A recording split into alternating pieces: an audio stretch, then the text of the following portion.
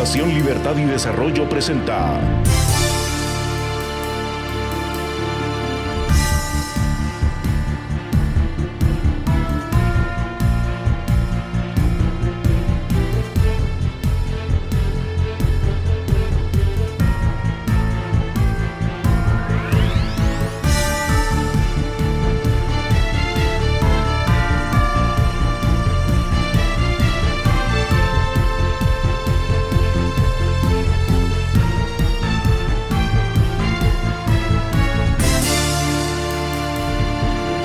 Razón de Estado con Dionisio Gutiérrez. Los estados democráticos, ni en pandemia, gobiernan contra la gente. Los gobiernos de países civilizados, aunque sean subdesarrollados en esta crisis, han dejado en libertad a sus ciudadanos para que elijan y decidan cómo resolver su diario vivir. Los poderes del mundo, sobre todo los políticos, dedican tiempo y recursos para controlar la narrativa y la realidad en la vida de las naciones, con fines ideológicos, económicos o sociales, legítimos o no, bien intencionados o no, también con fines criminales y de otras índoles, pero ese es tema para otro día. La ambición, la codicia, la soberbia, la ignorancia, la incompetencia, el abuso, la corrupción y la impunidad son prácticas comunes que limitan y dañan el desarrollo de las naciones. Uno pensaría que en tiempos de pandemia se manifiestan y se activan las virtudes más respetables del ser humano. Parece que no. Por eso, hoy más que nunca es importante marcar el paso y poner límites al poder. Las palabras han perdido su inocencia y la verdad y la política nunca se han llevado bien. El ciudadano es el llamado a proteger las libertades del ciudadano y a rechazar imposiciones de gobiernos autoritarios. Por estas tierras recuperamos algunos grados de libertad. Faltan otros para al menos regresar a la anormalidad que vivíamos antes de la pandemia. Al virus no le importa quiénes somos o qué sentimos y seguirá avanzando porque su fin es quitarnos hasta la vida si nos dejamos. No caigamos víctimas del miedo, pero seamos responsables. Podemos perderlo todo, pero no permitamos que nos quiten la libertad. Eso es peor que perder la vida, al menos para mí.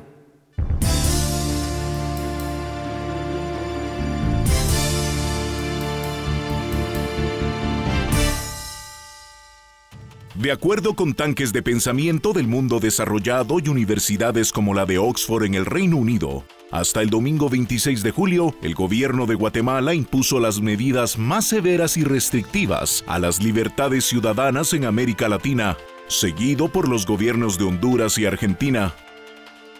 Aún así, estos tres países están entre los primeros 50 del mundo con más contagios oficiales registrados. 50 de 208 países, entre los que estos tres, sobre todo Guatemala, son señalados de subregistro. Uruguay, Costa Rica y Paraguay son los países de la región que mejor están cruzando la tormenta de la pandemia.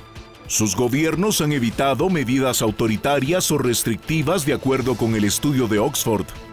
No impusieron toques de queda ni encierros obligatorios, pero han hecho campañas masivas con instrucciones y consejos para el cuidado y la protección contra el COVID-19. Es cierto que cada país tiene sus propias circunstancias y realidades. Los más desarrollados pueden enfrentar mejor cualquier crisis, pero también es cierto que una pandemia es una pandemia, y con el paso de las semanas arrasa con casi todos, y si se maneja mal, con todo. Por eso es tan importante que los gobiernos de los países subdesarrollados y sin recursos fiscales suficientes dejen en libertad con responsabilidad a sus ciudadanos para que cada uno se defienda usando su capacidad de ingenio. Esta será la opción menos dolorosa y la que al final menos muertes causará. Por eso, las disposiciones publicadas por el gobierno el domingo pasado responden mejor a la realidad de lo que es vivir una pandemia. Ahora bien, aunque los ciudadanos mantengan sus libertades civiles y toda la economía esté abierta, el mundo ya vive la peor crisis económica desde la Gran Depresión de los años 30 del siglo pasado. En Guatemala ya superamos las 10.000 empresas obligadas a suspender o cerrar definitivamente sus operaciones. 210.000 guatemaltecos han perdido su empleo en la economía formal o están suspendidos sin goce de sueldo. Y se calcula que 5 millones de personas que laboran en la informalidad perdieron por lo menos la mitad de su ingreso. Un ingreso que ya era escaso antes de la pandemia. Sufrir una pandemia es algo muy serio. En los países subdesarrollados, además de no poder encerrar a la gente pues tiene que luchar por su diario vivir, los gobiernos deben procurar la mayor cantidad de camas en hospitales, que, de todas formas, serán insuficientes. Estas son las angustias de una pandemia, y más en el tercer mundo. Es respetable y comprensible que este gobierno quiera proteger a los ciudadanos del virus, pero el drama de los países subdesarrollados y mal gobernados que han vivido con la peste de la corrupción y la incompetencia por décadas es que, simplemente, no pueden porque no tienen con qué. Por eso, con las nuevas disposiciones del gobierno, los ciudadanos tenemos la oportunidad de unir esfuerzos y demostrar que sabemos usar nuestra libertad con responsabilidad. Los países que hasta hace poco eran ejemplo de éxito, como Hong Kong, Japón, Israel y Australia, han visto un aumento en sus contagios al iniciar su reapertura. Además de que es toda la razón al modelo sueco, demuestra que no importa qué tan rigurosas sean las restricciones impuestas cuando se reanudan las actividades, porque no queda otra opción. El virus no solo está allí afuera esperándonos, sino tendremos que aprender a vivir o a morir con él. La cruda realidad es que los países no se pueden apagar o desconectar. Esta semana se inició en Guatemala un sistema de semáforos sobre el que todos, incluyendo el gobierno, tendremos que aprender sobre la marcha. En un país con las características de Guatemala, sus criterios son difíciles de cumplir. Lo que queda claro es que inició la inevitable reapertura de la economía y con ello vendrá el inevitable aumento de contagio. Lo importante es que los ciudadanos hagamos nuestro mayor esfuerzo para protegernos y, sobre todo, proteger a nuestros ciudadanos vulnerables. Las naciones que lograrán superar esta pandemia con menos dolores, muerte y desolación serán aquellas que practicaron las dosis correctas de humildad y aplicaron las únicas medidas que realmente funcionan en el tercer mundo: mascarilla, distancia y libertad.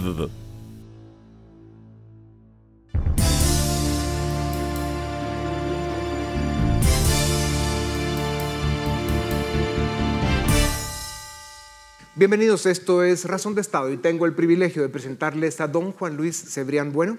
Él es periodista, escritor y empresario español, fue director fundador del diario El País de España, hoy es su presidente de honor. Fue también presidente del grupo Prisa, es miembro de la Real Academia Española, ha sido considerado por Tanques de Pensamiento y diversos medios internacionales como uno de los 10 españoles más influyentes de Iberoamérica y ha recibido galardones, premios y medallas en América y Europa. Don Juan Luis Cebrián, un privilegio tenerlo en Razón de Estado. Gracias por darnos unos minutos. Gracias a usted, el privilegio es mío.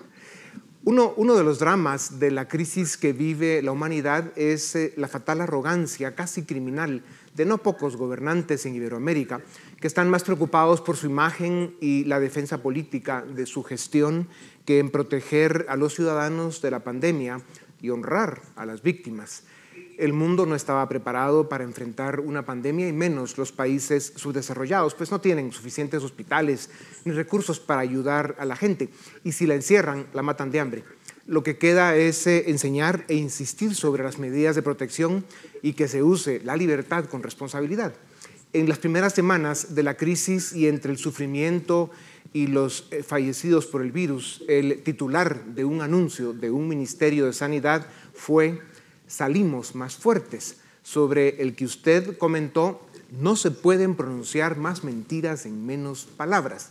Pregunto, ¿cree usted, don Juan Luis, que el acto responsable de los gobiernos es comunicar la verdad con liderazgo y humildad sobre que una pandemia es una tragedia de la que todos saldremos con golpes, dolores y heridas y que muchos morirán. Decir otra cosa es mentir.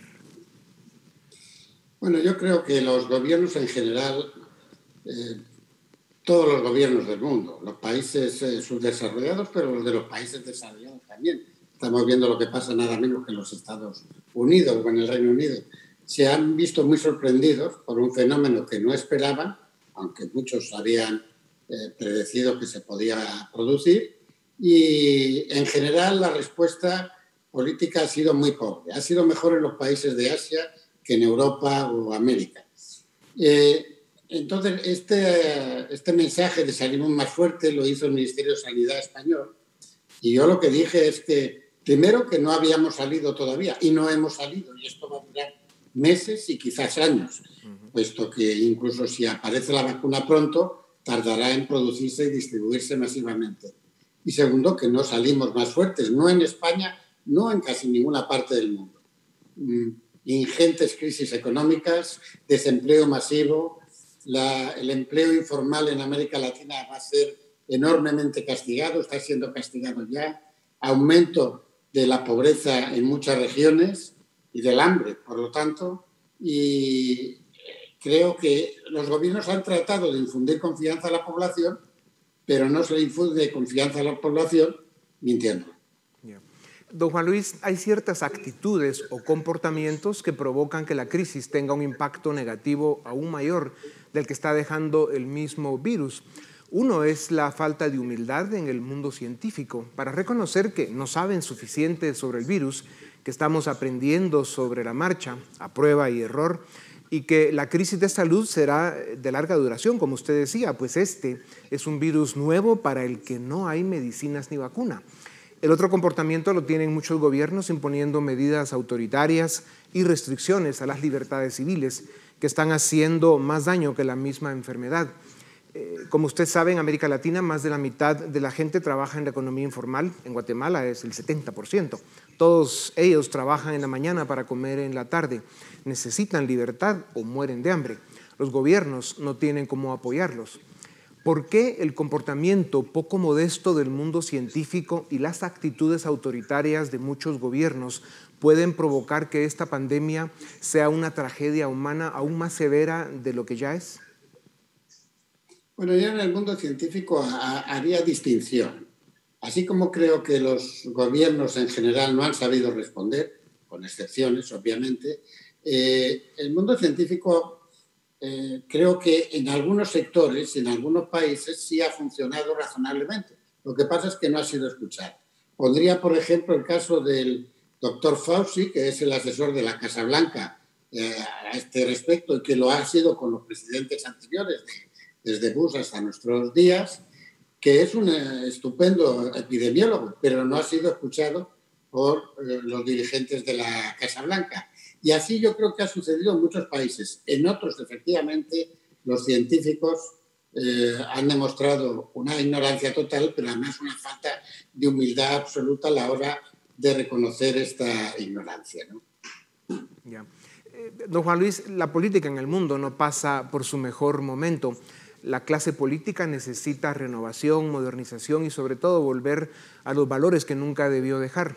Solo en América Latina la mediocridad de las élites y la corrupción política mantienen en el tercer mundo y condenados al subdesarrollo a más de 600 millones de seres humanos y a la pobreza a cerca de 200. Con la devastación económica y social que dejará la pandemia, ¿qué puede suceder con las incipientes y débiles democracias de América Latina?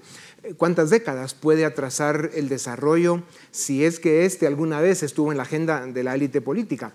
¿Cómo puede el populismo radical de izquierda o derecha aprovechar esta trágica coyuntura? Yo creo que la pandemia ha acelerado tendencias que ya veníamos padeciendo desde hace tiempo y que amenazan a la democracia. El populismo creció mucho después de la crisis económica y financiera de 2008-2009, tanto en la izquierda como en la derecha del arco político, y se parecen mucho los extremistas de izquierda a los extremistas de extrema derecha.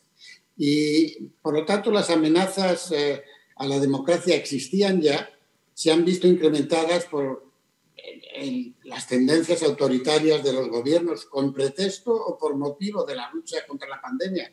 Pero obviamente ha habido muchas libertades recortadas, probablemente algunas era necesario hacerlas. En muchos países se han hecho sin respetar el Estado de Derecho, las normas legales que eran imperativas, y por lo tanto lo que creo es que efectivamente estamos ante, no ya solo ante una catástrofe mundial, estamos ante la aceleración de la nueva civilización que la sociedad digital había anunciado y que comporta cambios fundamentales.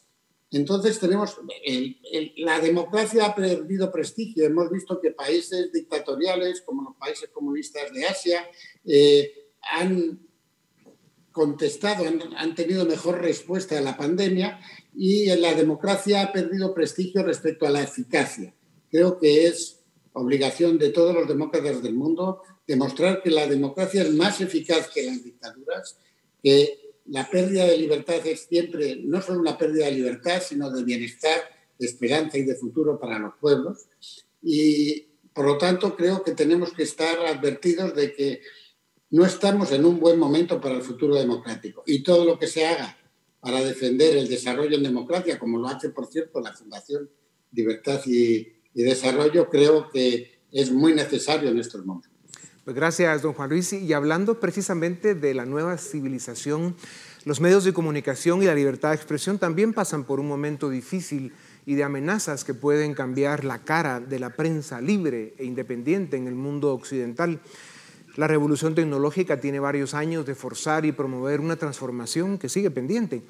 Las redes sociales, esas desde las que cualquiera puede decir cualquier cosa, se convirtieron en una espada de Damocles que, por un lado, debilita la función de la prensa sólida y profesional, pero, por otro, es por el momento el costo que debemos pagar por salvaguardar la libertad de expresión hasta que se ordene el sistema, reto difícil, o hasta que los ciudadanos desarrollen capacidad de discernir entre la verdad y la infinita cantidad de mentiras, desinformación y basura que se mueve en las redes, otra misión casi imposible.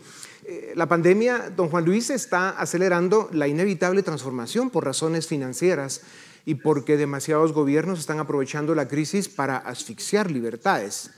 ¿Qué sucederá con los verdaderos medios de comunicación? ¿Cómo quedan amenazadas la democracia y la libertad? ¿Y por qué es de suma importancia preservar y fortalecer una prensa libre, valiente e independiente? Mire, yo creo que estamos ante un cambio de civilización, lo que pensaba ya antes de la pandemia y de las crisis financieras, de magnitudes casi incalculables. A veces lo comparamos a lo que sucedió cuando la invención de la imprenta. La imprenta fue un gran beneficio para la humanidad. Ayudó a extender el saber, el conocimiento, el comercio y la educación. Pero al mismo tiempo, precisamente al desaparecer la interpretación oficial de la Biblia por parte de los monjes y los monasterios, se generaron las guerras de religión que asolaron Europa con cientos y cientos de miles de muertos durante siglos. Y hubo un gran desorden, fruto precisamente de la invención de la imprenta, que tardó en organizarse prácticamente, no se organizó hasta la Ilustración y posteriormente hasta la invención de la democracia liberal en el siglo XIX. Los medios de comunicación forman parte del sistema democrático, porque el sistema democrático se basa en la opinión pública.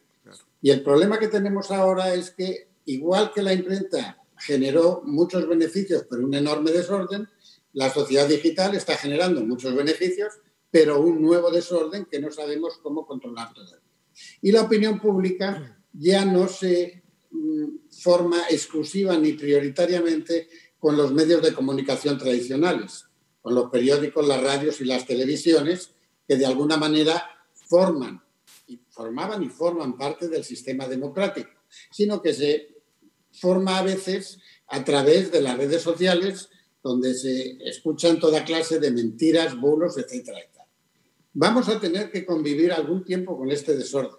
Y yo estoy convencido de que se acabará ordenando, pero probablemente todavía no tenemos la forma. Por eso es importante apoyar a los medios que llaman los americanos los mainstream media, los medios vertebrales que ayudan a configurar una sociedad, que son creíbles, que dicen la verdad y que sobre todo sirven al interés público y no al interés de los poderosos, de los políticos o intereses particulares. Pues así es, aquí hacemos una apuesta entusiasmada porque pronto llegue el día en que la opinión pública y los medios de comunicación rescaten ese brío que tuvieron en muchos momentos de nuestra historia reciente. Don Juan Luis, en 4 de los 6 países de Centroamérica vivimos desde la apertura democrática de los 80s entre riesgos y amenazas que compiten con el pánico y el espanto. Caer como países miembros de la órbita soviética hasta la caída del muro de Berlín, luego la llegada del nuevo siglo, ¿quién lo diría? Caer como países víctimas y socios del criminal socialismo chavista del siglo XXI o convertirnos en estados criminales o narcoestados. Solamente esos son los riesgos con los que vivimos por esta parte del mundo. ¿Qué papel deben jugar? ¿Cuál es la responsabilidad de las élites de Centroamérica, especialmente la élite económica, la élite intelectual y la sociedad civil, en la articulación de un modelo de desarrollo integral en el marco de un sistema democrático, liberal y republicano? Le presento esta pregunta con conocimiento de causa de que fueron precisamente las élites las que por acción o por omisión facilitaron o han sido cómplices de la turbulenta realidad que vivimos. Pues efectivamente uno de los problemas que tenemos es que las élites en general, las empresariales y económicas, pero también las élites intelectuales, han perdido prestigio precisamente por este aluvión incontrolado de opiniones particulares y de populismos a través de las redes sociales. Yo creo que los empresarios son muy importantes en este momento, sobre todo porque lo que hemos visto es que el capitalismo ha sido capaz de crear riqueza, pero tiene dificultades a la hora de distribuirla mediante los métodos tradicionales. Y creo que el capitalismo tiene que reinventarse a sí mismo. Yo siempre tengo que recordar a los empresarios que el capitalismo fue el invento de un profesor de filosofía moral. Adam Smith era un profesor de filosofía moral. Había una moral del capitalismo desde su fundación. Y esto a veces no se entiende bien. Con la globalización y la extensión del capitalismo financiero en el mundo, estamos viendo que los sistemas políticos a veces no son capaces de regular los mercados. Y los mercados tienen que estar regulados para ser eficientes y para cumplir con su función. Se han dado mucho en esto. Hay sectores capitalistas muy responsables, otros no lo son tantos, y yo creo que ese camino forma parte de la modernización necesaria del sistema que también en América Latina se tiene que poner. Sí. Este será un tema que sin duda será el materia de discusión en muchas mesas del debate público, sobre todo en el mundo occidental, incluso en los países del mundo que todavía pues, tienen eso, gobiernos autócratas o dictaduras de estas fascistas que se creen de derecha. Pero bueno, tema fascinante sin duda alguna. Don Juan Luis, uno de los proyectos, uno de los sueños que promovemos desde nuestra fundación es la integración económica de Centroamérica. Estamos convencidos de que la Unión Económica Regional es el único camino que nos permitirá llegar al desarrollo.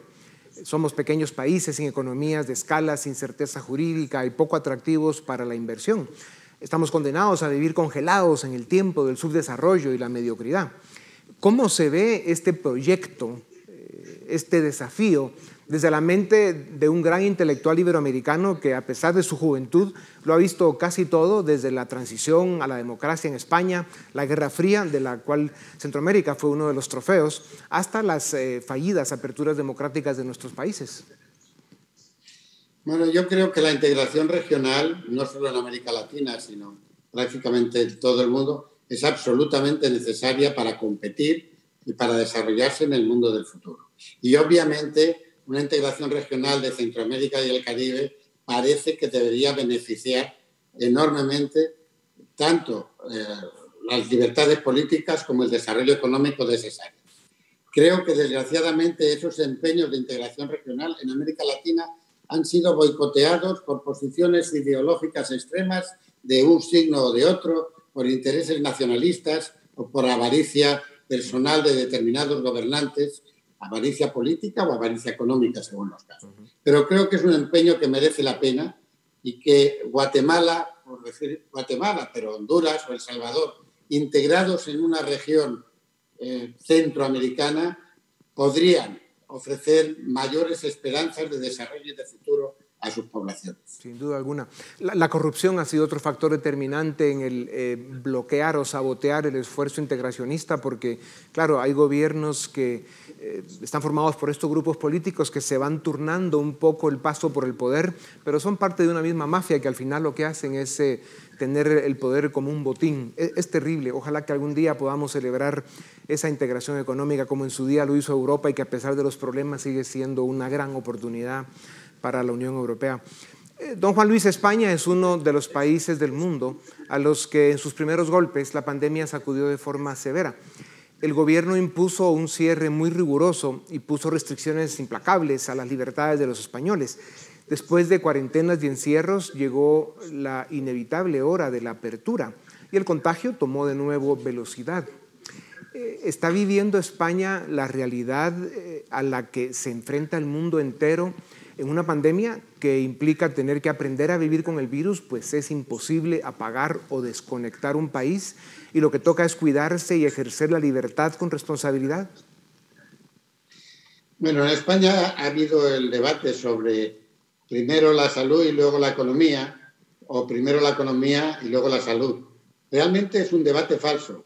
No hay salud si no hay progreso económico, porque no hay manera de financiar la sanidad pública. Y no hay progreso económico si no hay una sanidad pública eficiente y una salud.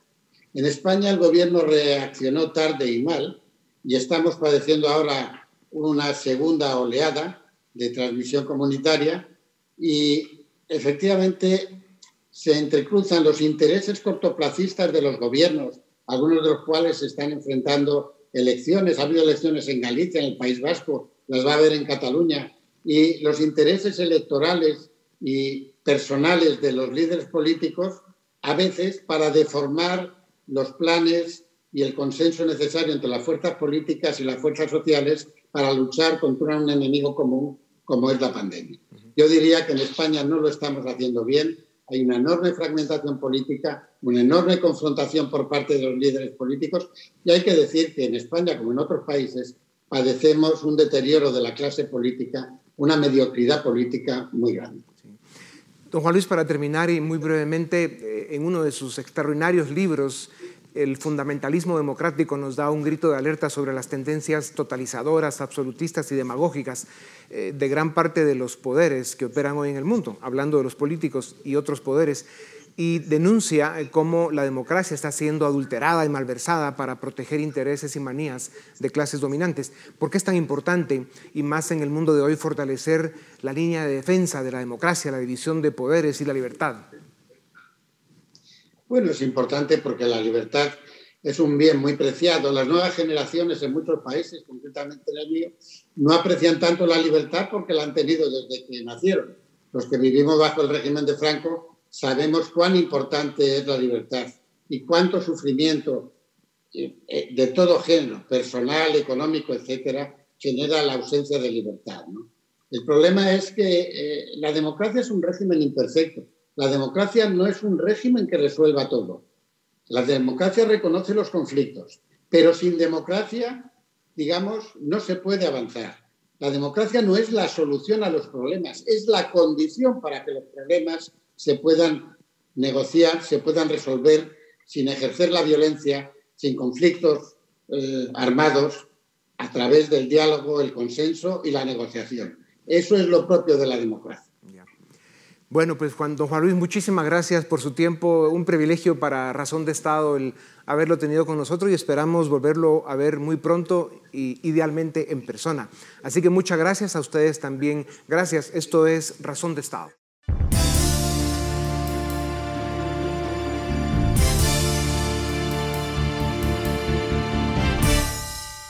Iniciamos el debate en Razón de Estado. Hoy vamos a hablar sobre el proceso de reapertura del país que iniciamos esta semana.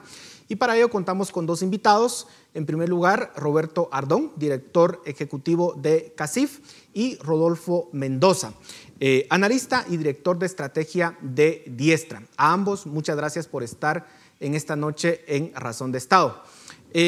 Roberto, quisiera empezar con usted. ¿Cómo ve este proceso de reapertura que fue planteado esta semana, pues con todo el sistema de semáforos? ¿Qué puntos positivos y qué puntos negativos podríamos analizar de esta propuesta? Bueno, muchas gracias, Paul. Primero que nada, creo que hay que analizar el contexto en que se produce esta decisión. Primero, no es una decisión que solo corresponda a Guatemala.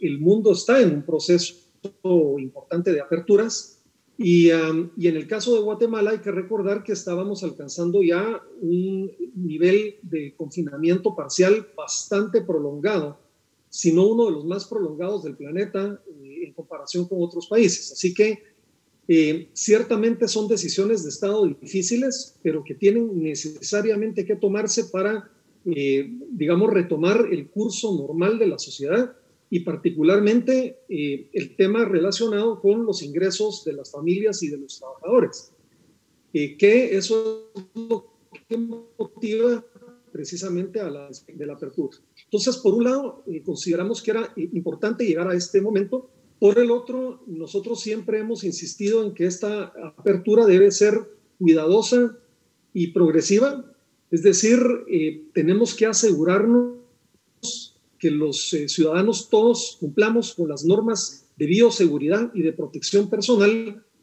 por un lado, que se nos ha insistido desde el mismo mes de marzo y que esa es como nuestra primera frontera de defensa.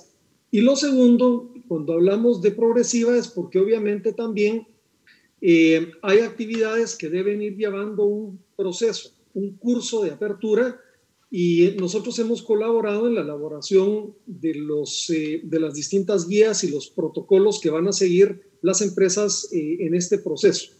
Así que, por un lado, creo que es una decisión de Estado muy necesaria para poder atender el tema de la economía de los guatemaltecos, pero por el otro sí que es un reto tanto para los ciudadanos en temas de cuidarse y protegerse, y a las empresas de aplicar estrictamente estas medidas de bioseguridad. ¿Qué podemos decir que pueden ser probablemente desventajas? Obviamente ha habido, digamos, mucha confusión respecto de los umbrales, respecto de los criterios que van a aplicarse de un paso, de un color a otro. Ha habido mucha discusión si los criterios son los correctos o no. Y obviamente para la actividad económica la certeza jurídica es fundamental. Así que yo diría que independientemente de la primera decisión que se tomó, hay todavía una buena discusión alrededor de ciertos elementos de ese proceso de apertura que podemos comentar más adelante. Rodolfo, muchos cuestionan el momento en que se está llevando este proceso de reapertura, dicen que no es el momento indicado por el comportamiento básicamente de contagios que estamos teniendo. ¿Cuál es su percepción al respecto? Bueno, Guatemala lleva ya 3 semanas o un poco más de haber aplanado la curva a nivel nacional y estamos viendo ya una disminución en los departamentos centrales, sobre todo Guatemala, Zacatepeques y Escuintla. Esperar el momento oportuno, si eso significa haber disminuido la curva a nivel nacional, prácticamente nos hubiera faltado un par de meses más y creo que eso ya es insostenible en la situación actual. Guatemala, como bien se dijo, tiene uno de los confinamientos más largos del mundo. Un confinamiento en Europa duró de 5 a 7 semanas, Guatemala lleva ya más de 18 semanas en eso, entonces era importante pasar a un siguiente paso. Y lo que hay que entender aquí es que hay 2 estrategias que se pueden seguir al momento de enfrentar un virus. Una es una estrategia de supresión, que es la que buscaba un encierro, ahogar el virus o cortar la cadena de transmisión para superar el pico de contagio y llevar hasta 0 los nuevos contagios. Y hay una estrategia de mitigación que lo que busca es gestionar el crecimiento de los contagios de tal manera que no se ahogue el sistema de salud, en lo que obviamente va avanzando poco a poco. Ambos han sido utilizados en los países. Guatemala ahora escogió la segunda, así que creo que era necesario poderlo hacer ahora y espero que esto pueda ser llevado bien por nuestras autoridades. Roberto, algunos cuestionan que realmente vaya a registrarse un crecimiento o una recuperación económica con este proceso de reapertura. Los protocolos que se tienen que seguir, no se va a poder tener la operación al máximo. ¿Cómo lo ven ustedes? ¿Realmente consideran que va a haber un proceso de recuperación de la economía o no? Sí, es ciertamente difícil para las empresas, primero reiniciar su proceso de actividad, porque la economía es como un helicóptero. Una vez uno lo apaga, no es tan sencillo volverla a prender. No es simplemente prender un switch y aparecen de nuevo las empresas en actividad. Así que ahí va a haber un proceso, digamos, de transición bastante complicado, que va a demorar el que podamos empezar a ver los números recuperarse. Pero estamos conscientes que hoy este escenario es mejor al que teníamos la semana pasada, donde habían actividades muy importantes del país que estaban prácticamente en cierre y que ya no podían soportar por razones de liquidez y por razones de capital continuar, digamos, cerrados sin tener algún mínimo de actividad económica. Dicho esto, las empresas tienen dos desafíos importantes. La primera es un desafío de razonabilidad económica, es decir, ¿cómo voy a operar yo con las normas restrictivas que hoy el país tiene? Sabiendo que no puedo tener más que un aforo determinado, es decir, un número de personas determinadas en cierto momento, que voy a estar sujeto a que el transporte público todavía tiene limitaciones importantes. Así que las empresas en esto tendrán que hacer, digamos, un poco de matemática respecto de cómo poder reiniciar teniendo por lo menos números que le permitan pagar la planilla y tener, digamos, operación básica con algún nivel de rentabilidad. No es fácil, eso hay que decirlo. Eso es, digamos, lo primero. Y por supuesto, digamos, lo segundo es aplicar innovación, porque hay muchas empresas que están en procesos de transformación, que han apoyado, por ejemplo, el teletrabajo ahí donde se puede. Yo creo que esto es una práctica que ha llegado para quedarse en muchas de las actividades, particularmente, por ejemplo, los servicios profesionales. Así que yo creo que también habrá una combinación de, digamos, del trabajo meramente presencial que tiene limitaciones versus, digamos, el acompañamiento de tecnología para el tema.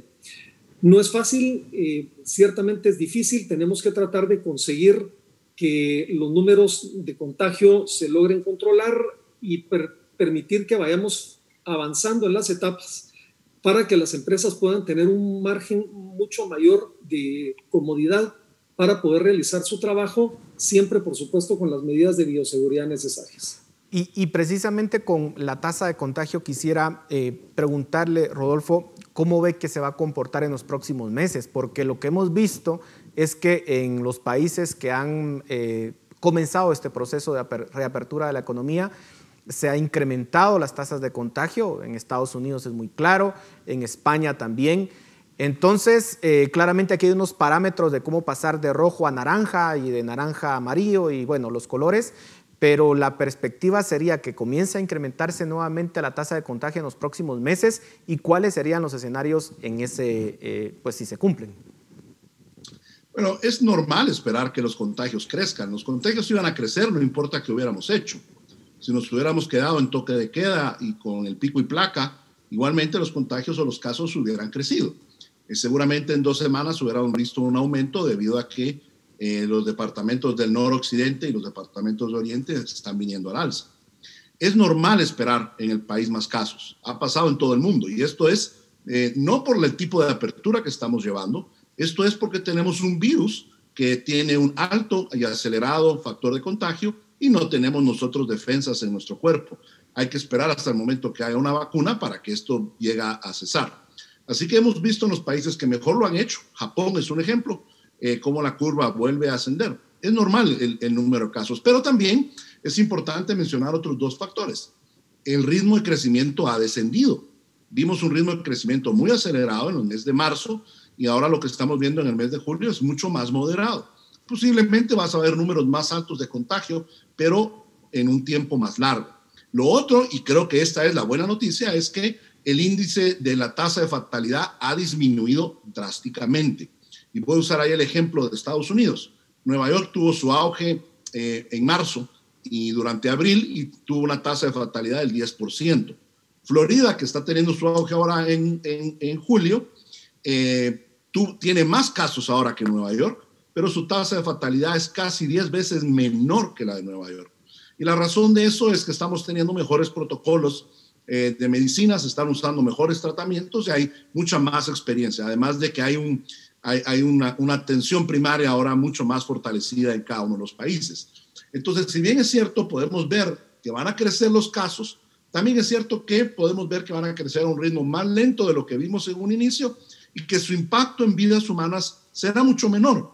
Y creo que es ahí donde las autoridades de salud deben poderse enfocar, es mejorar, fortalecer, robustecer nuestro sistema primario de salud, que significa prácticamente el rastreo de contactos, hacer más pruebas, encontrar a las personas contagiadas, darle la atención de inmediata, no esperar que lleguen a un hospital ya graves, sino darles algún tipo de kit médico para poderse tratar. Eso ha resultado ser muy efectivo y ha descendido no solamente la tasa de fatalidad, sino también ha descendido la ocupación hospitalaria en cada uno de los países que lo han aplicado. Bueno, y en ese sentido, hay un cuestionamiento y es que básicamente el Estado de Guatemala no tiene la capacidad de poder supervisar los protocolos que se están básicamente proponiendo. ¿Cómo garantizar que las empresas, tanto las empresas de todos los sectores industriales, de comercio, de agricultura, pero también, por ejemplo, el transporte público, va a cumplir con estos lineamientos que han sido puestos por el gobierno?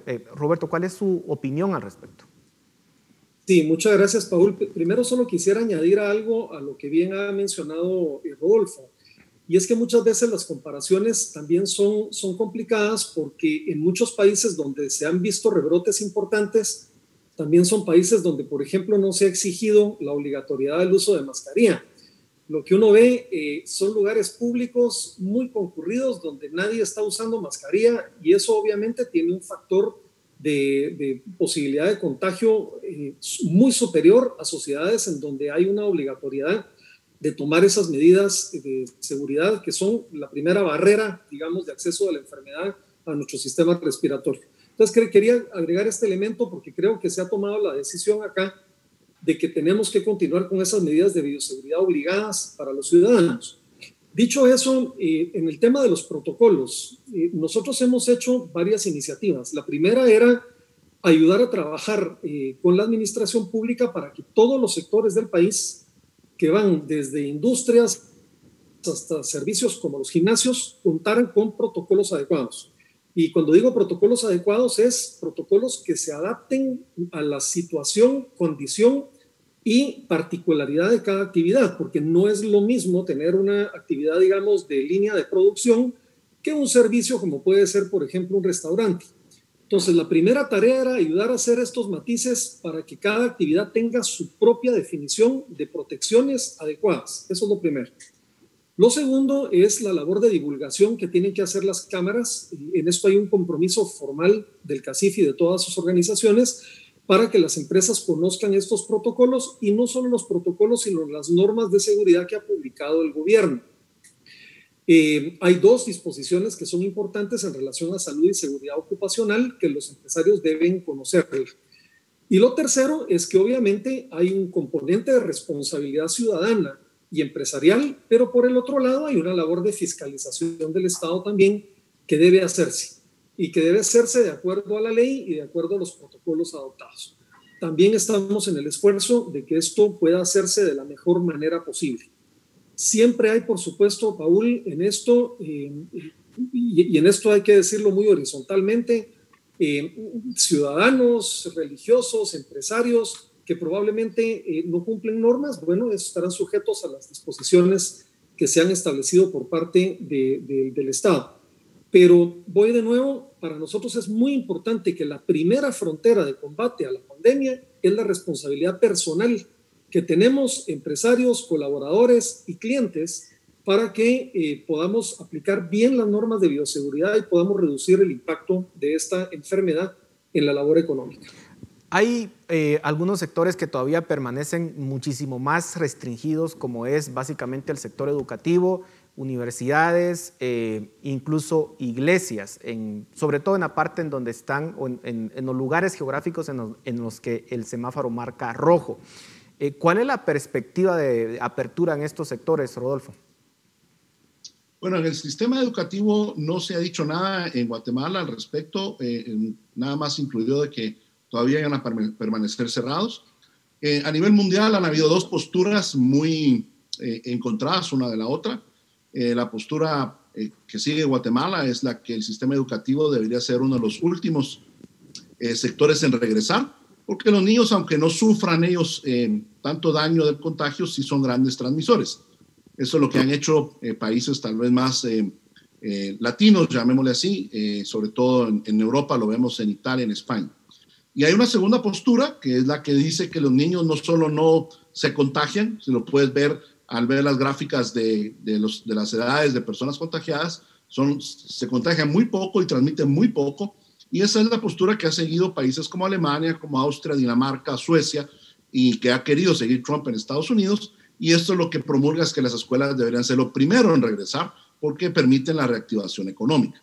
En el caso de las iglesias, sí hubo un pronunciamiento de los indicadores en Guatemala y ha sido una de las actividades más restringidas de todas las que han permitido. De hecho, es la única a la cual le pusieron una limitación de tiempo, no en el color naranja o el color rojo, sino en el color verde.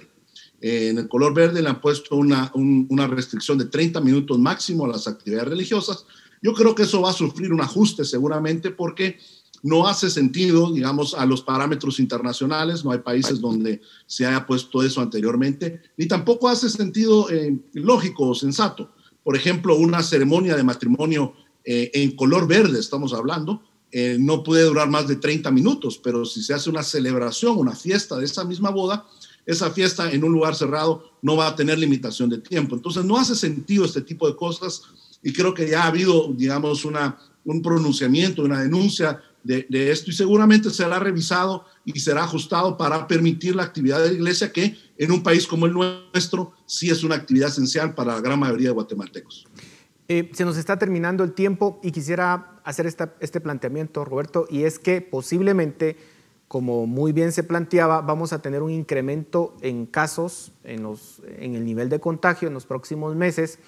Y sin duda alguna, un escenario posible es que se quiera dar marcha atrás con todo este proceso de reapertura. ¿Cómo lo verían ustedes? Sí, nosotros siempre hemos dicho que dar marcha atrás tiene un costo tremendo para la sociedad y para la economía del país. No está contemplado en el esquema y en la hoja de ruta que ha planteado el Ejecutivo de momento, que hemos arrancado en rojo en una buena parte de los departamentos del país, el que haya, digamos, una regresión a una fase diferente. Lo que yo pienso es que esto recuerda la responsabilidad que también tiene el Estado de hacer su parte, porque ya se ha dicho aquí la importancia de la atención primaria. Hay un esfuerzo que se está coordinando con algunas municipalidades para poder hacer una estrategia de llegar a las distintas comunidades para identificar los casos, para darles trazabilidad, para darles atención en el lugar y evitar que esto vaya a representarle una sobrecarga o satura al Sistema Nacional de Salud Pública. Yo creo que esto es muy importante. Y lo segundo es la parte de la ejecución de gasto, porque estamos, ya casi 5 meses de pandemia y la ejecución en los gastos de salud ha sido, digamos, muy precaria. Y yo creo que este es el momento en el que hay una reflexión importante que hacer precisamente para poder apuntalar y apoyar al sistema hospitalario si es que estos repuntes se van a producir. Así que, por un lado, yo creo que esto sería de veras retroceder enormemente, pero también por el otro lado, sabiendo que puede haber un repunte, yo creo que hay una responsabilidad del Estado también de poder fortalecer el sistema hospitalario y la estrategia de atención al tema para permitir que las personas puedan sobrellevar, digamos, la enfermedad en sus recintos domiciliarios con la atención debida médica sin saturar el sistema de salud y sin poner en riesgo su salud. Bueno, se nos terminó el tiempo. A ambos, muchísimas gracias por sus comentarios. A ustedes en casa, muchísimas gracias por su atención. Nos vemos la próxima semana.